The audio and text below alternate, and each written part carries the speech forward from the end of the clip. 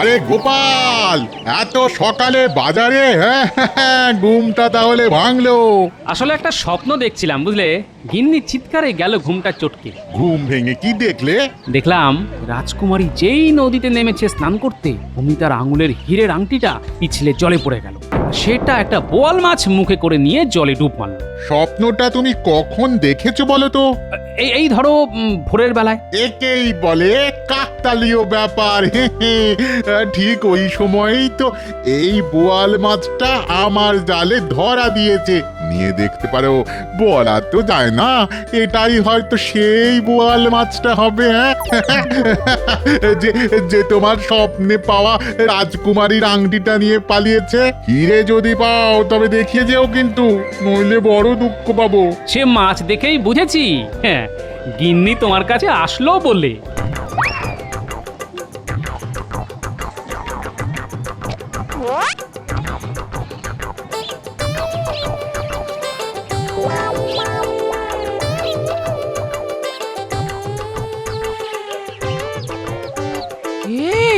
এই মাছের মুখটা খুব চেনা চেনা লাগছে গো, একবার এসে দেখে যাও না। হ্যাঁ, আমারও তখন থেকে খুব চেনা চেনাই লাগছিল। কি বলো তো? আয়নায় একবার নিজের মুখটা দেখে এসো, চিনতে পারবে। হ্যাঁ, চিনেছি, একদম আমার মতো তো। কিন্তু এ মাছের পেটে যে গুপ্তধন আছে সেটা জানো কি? মাছের পেটে গুপ্তধন? তাহলে তোমার পেটেও গুপ্ত কিছু আছে, কেটে দেখতে হয়। আরে কাটোই না, কিছু না কিছু তো পাবেই। এটা মাছ না মুরগি কিনেছো? এত ডিমওয়ালা মাছের কোনো স্বাদ হয়? আচ্ছা, মাছের ডিমের বড়া কি খেতে খারাপ? হ্যাঁ, আজ বেশ জমিয়ে রাঁধো দেখি, জমিয়ে খাই। কিন্তু গুপ্তধন সেটা কোথায় গেল? মনে হয় পুকুরের জলে রোজ কয়েকশো করে ডুব মারলেই একদিন না একদিন নিশ্চয়ই পাবো। আজ দেখি কয়েকটা ডুব মেরে গুপ্তধন পাই কিনা। কয়েকটা দিন ভালো ছিল লোকটা, মাথাটা এবার বোধহয় সত্যি বিগড়েছে। বলে কিনা মাছের ডিমের ঝোল রাখতে খেয়ে পেট ছাড়বে, পেট। আমি কি করব? যাক, যতবার খুশি ততবার যাক। তার উপর নাকি পুকুরে কয়েকশো বার ডুব মারবে, তারপর ভাল্লুকের জ্বর নিয়ে তো কথা মুড়ি দিয়ে শুয়ে থাকবেন। সেবা করতে গিয়ে মরবো আমি? না বাবা না, আমি এত কিছু করতে পারবো না। এলে রেখে যেদিকে দু চোখ যায় সেই দিকে চলে যাব। হ্যাঁ,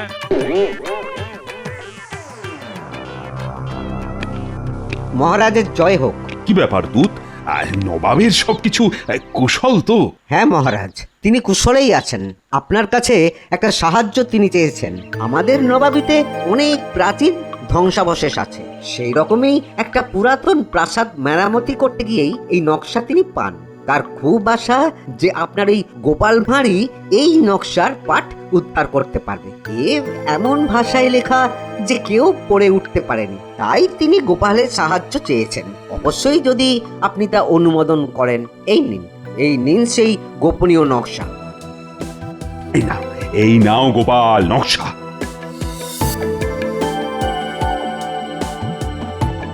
দেখো দেখি নবাবের কাছে আমার মান রাখতে পারো কিনা। আগে আপনি যখন আদেশ করেছেন তখন চেষ্টা করে দেখতে পারি।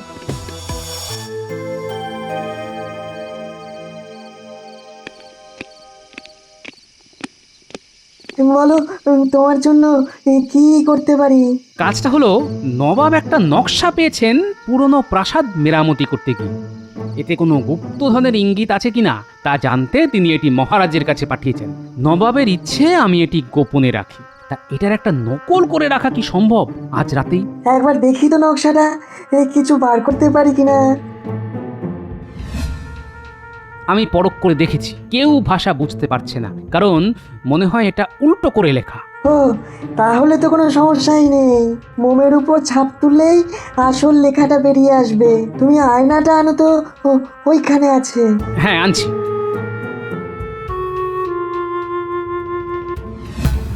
দেখো দেখো গোপাল, সামনে কোনো ভাষা দেখতে পাচ্ছ? আরে, এ তো বাংলায় লেখা, তবে বেশ কয়েকটা সংকেত লেখা আছে, সেগুলি উদ্ধার করতে হবে। কিন্তু মন্ত্রী কি এই নকশা ছেড়ে দেবে? ও ঠিক চুরি করবে। তাই ভাবছি কি করব। চিন্তা করো না, আমি মোমের উপর ছাপ তুলে রাখছি।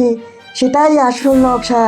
এখন যেটা হাতে আছে সেটা চুরি গেলেও তুমি নিশ্চিন্ত থাকতে পারো, ওই উল্টো ভাষা আর কেউ পড়তেই পারবে না। এবার তোদের এমন একটা কাজ দেব, যদি করতে পারিস তবে এমন কপাল খুলবে না যে তোরা নিজেরাই নবাব হয়ে যাবি। একেবারে গুপ্তধনের সন্ধান পেয়ে যাব আমরা।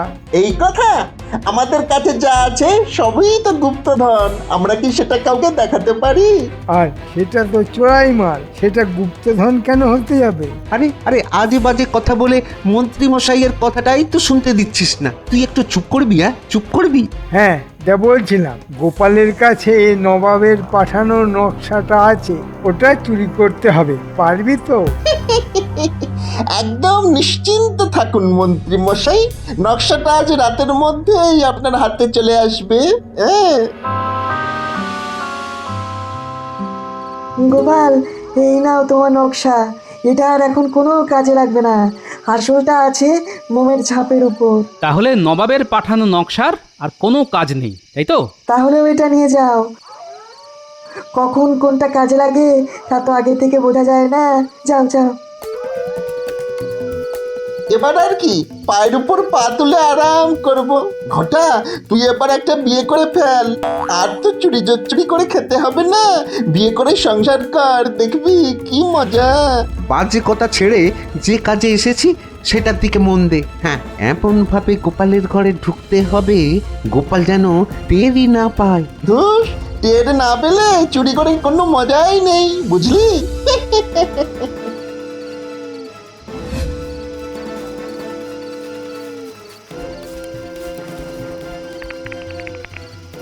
একটা আওয়াজ শুনতে পাচ্ছ? মনে হচ্ছে চোর এসে গেছে।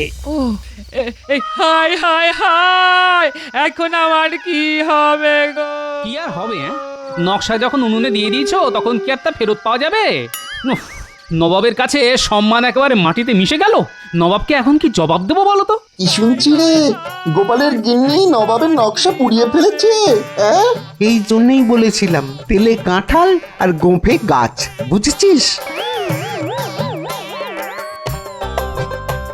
ওরা এত দেরি করছে কেন? গোপাল কি ধরে ফেললো নাকি? ওরা যদি আমার নাম বলে দেয় তাহলে তো খুব মুশকিলে পড়ে যাব। কি রে, নকশা পেয়েছিস? না, এবারও হলো না। আমাদের কপালে গুপ্তধন নেই মন্ত্রী মশাই। আরে সে কথা পরে হবে, আগে বল নকশাটা কোথায়? গোপালের গিন্নি উনুনে আগুন জ্বালাতে গিয়ে নকশা পুড়িয়ে ফেলেছে। সেটা তোরা জানলি কি করে? নিজের কানে শুনে এলাম, গোপাল তার গিন্নিকে বলছে তোমার জন্যই আমার গুপ্তধন পাওয়া হলো না, আর তার গিন্নি হাউমাউ করে কাঁদছে। কি বলছিস রে তোরা? গোপালের গিন্নি নবাবের দেওয়া গুপ্তধনের নকশা পুড়িয়ে ফেলেছে? এবার নবাব তো ওকে শুলে চড়াবে। মহারাজও গোপালকে বাঁচাতে পারবে না। এক পক্ষে ভালোই হয়েছে, গুপ্তধন পেতাম কিনা জানা নেই, কিন্তু গোপালের এবার মুন্ডু কাটা যাবে। বাঁচলাম বাবা।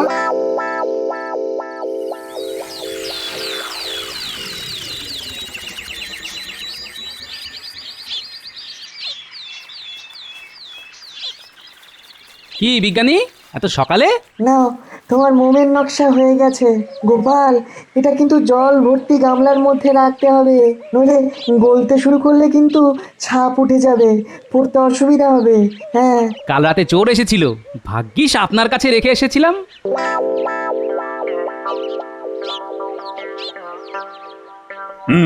তা গামলায় কি আনলে গোপাল, তাও আবার রাজসভার মধ্যে?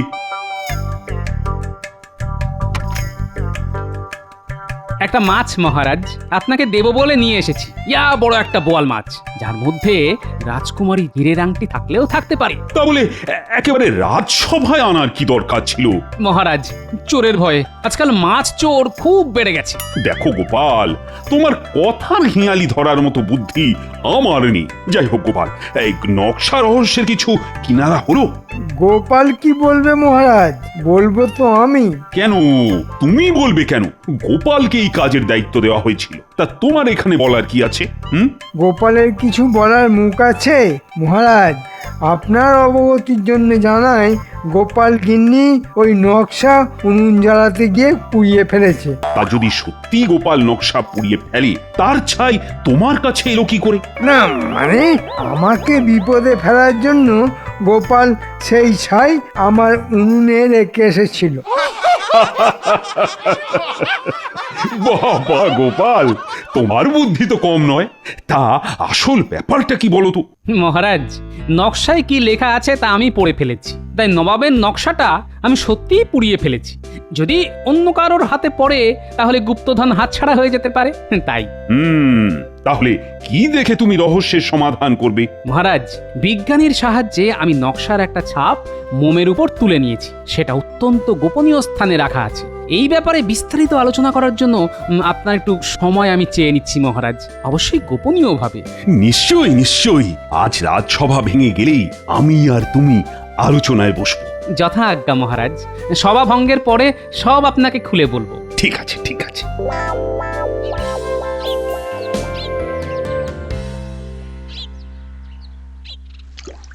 মহারাজ, এই নকশাটা আসলে একটা হেঁয়ালি, উল্টো করে লেখা খাঁটি বাংলা, কিন্তু উল্টো বাংলা পড়া কারোর পক্ষেই সম্ভব হয়নি।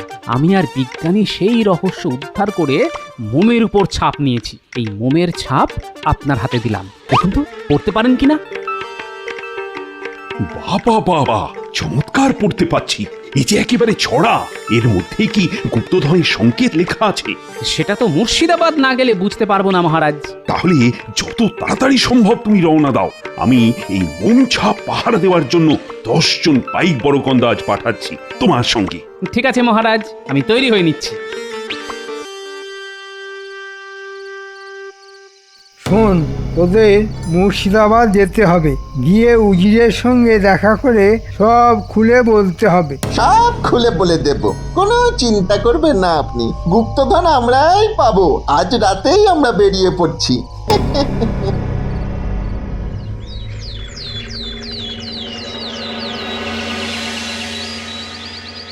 আগে উজির সাহেব, আমাদের কৃষ্ণনগরের মন্ত্রী আপনার কাছে পাঠিয়েছেন। বলো বলো, কি করতে হবে বলো। গোপাল কিন্তু এখানেই আসছে। ও গুপ্তধনের রহস্য উদ্ধার করে ফেলেছে। তিনি আপনাকে বলতে বলেছেন গোপাল যেন এই কাজটা করতে না পারে। আপনি আমাদের দিয়ে আগে ভাগেই করিয়ে ফেললে এই গুপ্তধন আপনার হবে। কিন্তু গোপাল আমাকে বলবে কেন? ও তো নবাবকেই বলবে। সেখানে তো আপনিও থাকবেন। গোপাল যা করতে বলবে সেটা ভালো করে শুনে নিয়ে আগে ভাগেই আমাদের দিয়ে করিয়ে নেবেন।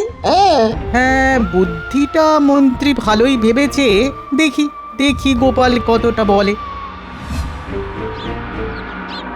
আমি জানতাম গোপাল তুমি পারবে। গোপালের কোনো তুলনাই নেই। না না না, এত করে বলবেন না, এখনো কিন্তু গুপ্তধন উদ্ধার হয়নি। তাহলে বলে ফেলো গোপাল, তোমার বুদ্ধির ঝোলাটা এবার খোলো। কি পেলে সেটা তো বলবে নিশ্চয়ই। আসলে হুজুর, বিষয়টা সবাই উদ্ধার করতে পারতো, কিন্তু যিনি এই হেয়ালি লিখে গেছেন তিনি খুবই বুদ্ধিমান। পুরোটাই উল্টো বাংলায় লিখেছেন, তাই কেউ সেটা পড়তে পারেনি। আমি সেটা বুঝতে পেরেছিলাম, তাই মোমের উপর ছাপ নিয়ে নিয়েছি। এই দেখুন, এই দেখুন সেই মোমের ছাপ। এবার পড়তে থাকুন। পেল্লাই যত কেল্লা আছে সেখান থেকে 400 পা, পূবেও না দক্ষিণেও না, উত্তরে আছে বেগুনধা। এর মানে তো কিছুই বুঝতে পারছি না, তুমি কি পেরেছো?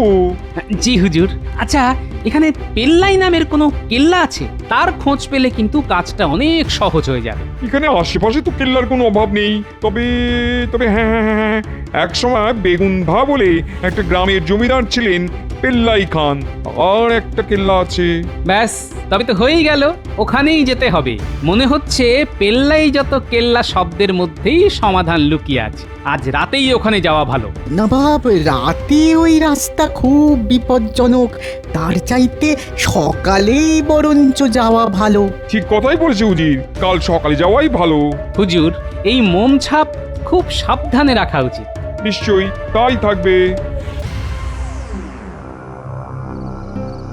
হ্যাঁ হ্যাঁ, মন্ত্রী ঠিকই বলেছে।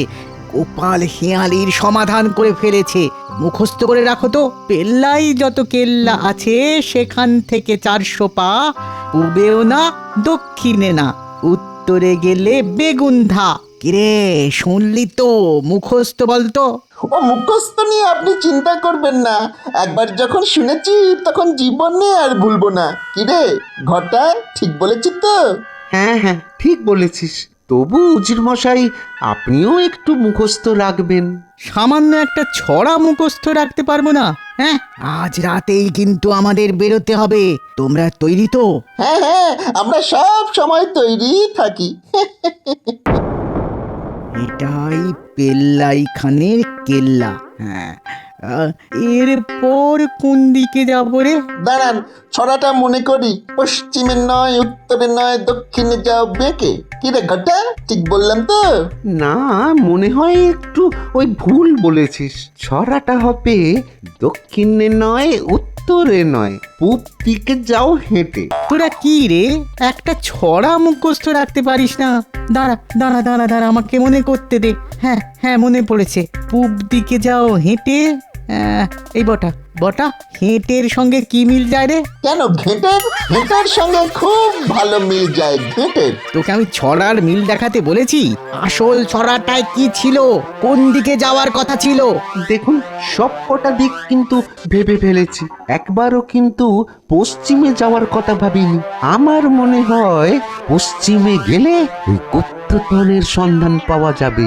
ঘরটা একেবারে ঠিক বলেছে, পশ্চিমে যাওয়ার কথা আমরা ভাবিনি। চল চল, সেদিকেই যাই, না হলে ফিরে আসবো। চলুন তাহলে, 400 পা হেঁটে গেলেই গুপ্তধন।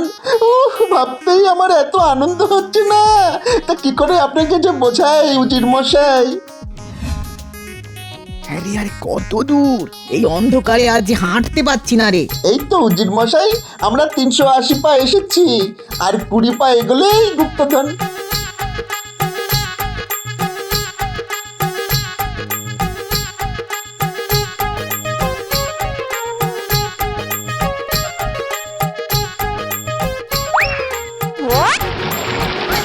ওরে ওরে মারে, ও বটা বটা রে, বটা আমায় ধর।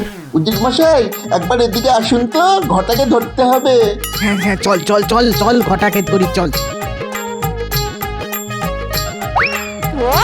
আরে আমিও যে পড়ে গেলাম, উড়ি বাউরি, উড়ি বাউরি বাউরি বাউরি, চারিদিকে এত পাক। উজির মশাই আসুন না, আমাকে ধরুন। দুজনেই পড়ে গেল, আমি কি করি? ওদের আর বাঁচানোর দরকার নেই। চাচা আপন প্রাণ বাঁচা, আমি পালাই। এগি এগি, বাঁচাও বাঁচাও, মরে গেলাম মরে গেলাম।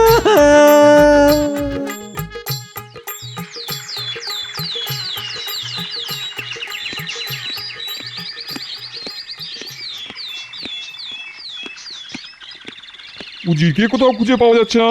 চলো গোপাল, আমরা রওনা হই। উজির সম্পর্কে যা ভেবেছিলাম সেটাই বোধহয় সত্য হলো। হুজুর, এই তাহলে পেল্লাই খানের কেল্লা। হ্যাঁ, এটাকে সে নামেই ডাকা হয়। চলুন হুজুর, কেল্লার একেবারে সামনে গিয়ে দাঁড়াই। সেখান থেকে 400 পা যেতে হবে। ছড়াটা মনে আছে তো?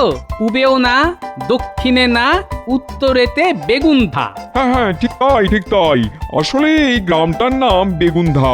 একসময় এখানকার রাজা ছিলেন পেল্লাই খান নামের এক জমিদার। তার ছিল প্রচুর ধনরত্ন, কিন্তু তার মৃত্যুর পর সেই রত্ন বা বিপুল মোহরের ভান্ডার কিছুই খুঁজে পাওয়া যায়নি। তাই সকলের ধারণা কোন গুপ্ত স্থানে তা লুকোনো আছে। এবার সেই রত্ন ভাণ্ডারের খোঁজে আমরা এগিয়ে যাই। চলুন, এক পা করে আমরা 400 পা উত্তর দিকে এগিয়ে যাই। কিরে ঘটা, এখনো বেঁচে আছিস ভাই? আমার চারিদিকে পচা জলের পাক। উফ, কি দুর্গন্ধ রে বাবা রে! আর দুদণ্ড থাকলেই মনে হচ্ছে মরে যাব। আমারও সেই অবস্থা রে বটা। আমরা একটা কাদা মাটিতে পড়ে আছি, কারো সাহায্য ছাড়া আমাদের ওঠার কোনো উপায় নেই রে। বাঁচাও বাঁচাও বাঁচাও, কে কোথায় আছো?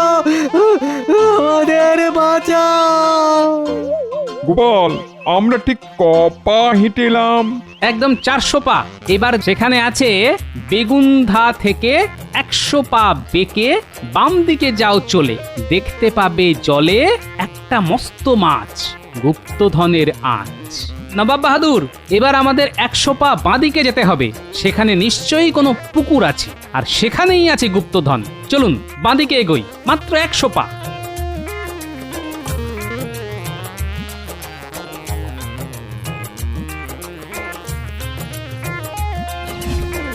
ওই দেখুন, জলের ঠিক মাঝখানে একটা পাথরের বিরাট বোয়াল মাছের মূর্তি বসানো আছে। মনে হচ্ছে ওই মাছের পেটের মধ্যেই রত্ন লুকানো আছে। আমি জলে নামবো। খুব সাবধানে। ঘটা, তোর জন্যই এমনটা হলো। তোর কথাতেই পশ্চিম দিকে হেঁটেই আমাদের এই দশা হলো। হুজুর, এই বোয়াল মাছের মূর্তিটা আসলে একটা পাথর, নিচটা মাটিতে গাঁথা, ওপরে মাছের মূর্তি বসানো হয়েছে। দেখুন, বোয়াল মাছের মুখে হাত ঢোকালাম, এই এলো রত্নের 2-1 টুকরো। তার মানে এখানে গুপ্তধন আছে। আপনি লোক লাগিয়ে এই বোয়াল মাছের মূর্তিটাকে পাড়ে নিয়ে যান হুজুর। তোমার জন্য চিন্তা হচ্ছে, তুমি আগে পারে এসো। এখান থেকে আর উদ্ধার পাওয়ার কোনো উপায় নেই না রে। আমাকে জিজ্ঞেস করে কি লাভ? হ্যাঁ, উজির মশাই কি বলছে সেটা আগে শুনি। বাঁচতে গেলে হাঁটতে হবে, কোনো না কোনো দিকে তো উঠবই। তাহলে এই বোয়াল মাছের মূর্তিটাকে আগে ভাঙা হোক, দেখা যাক মাছের পেটে কত রত্ন আছে। এই কে আছো? এই মূর্তিটাকে ভাঙো। এই অর্ধেক রত্ন তোমার গোপাল, তোমার যা ইচ্ছা তাই নিয়ে যাও। না হুজুর, আমি শুধু রাজাজ্ঞা পালন করেছি মাত্র। তবে তবে হুজুর, ওই হীরের আংটিটা আমি নেব। ওই আমি গিন্নির হাতে পরিয়ে দেব। নিশ্চয়ই নিশ্চয়ই। গিন্নি, তোমায় সেই স্বপ্নের কথা বলেছিলাম না? সারা দিন তো স্বপ্নের মধ্যেই থাকো। হ্যাঁ, তা কোন স্বপ্নটা বলো তো? ওই যে বোয়াল মাছের পেটে রাজকুমারীর হীরের আংটি। হ্যাঁ হ্যাঁ, ওইসব আজগুবি স্বপ্নের কথা রোজই শুনি, রোজই। এখন বাবা আমার স্বপ্ন শোনার সময় নেই। হ্যাঁ, দেখো দেখো স্বপ্ন কিভাবে সফল হয়। সেই রাজকুমারীর হীরের আংটি এখন আমার হাতে, দেখো। আরে আরে আরে আরে, সত্যি তো হীরের আংটি। কোথায় পেলে? বোয়াল মাছের পেট চিরে গো, তোমার জন্য গুপ্তধন নিয়ে এসেছি গিন্নি। ও মা, তোমার কি বুদ্ধি গো!